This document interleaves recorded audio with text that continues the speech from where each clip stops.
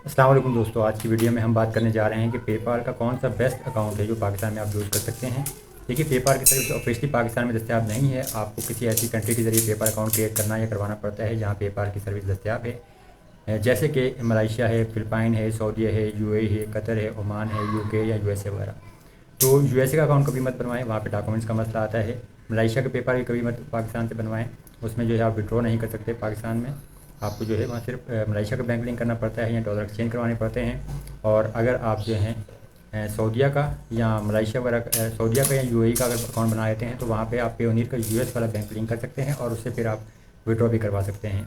और वहाँ पे ये है कि आप पाकिस्तान के पासपोर्ट पे अकाउंट क्रिएट करवा सकते हैं। अगर कोई बाहर है आपका वहाँ जाने वाला, उसके लिए पर्सनल अकाउंट क्रिएट करवा लें। पर्सनल में इशूज़ कम आते हैं, बिजनेस अकाउंट में इशूज़ ज़्यादा आते हैं। वैसे आप जो है पेपाल के डॉलर एक्सचेंज भी कर सकते हैं। मज़ीद डिटेल जो है आपको मेरे चैनल डिजिटेगी पर भी मिल जाएंगी, वीडियो के डिस्क्रिप्शन में।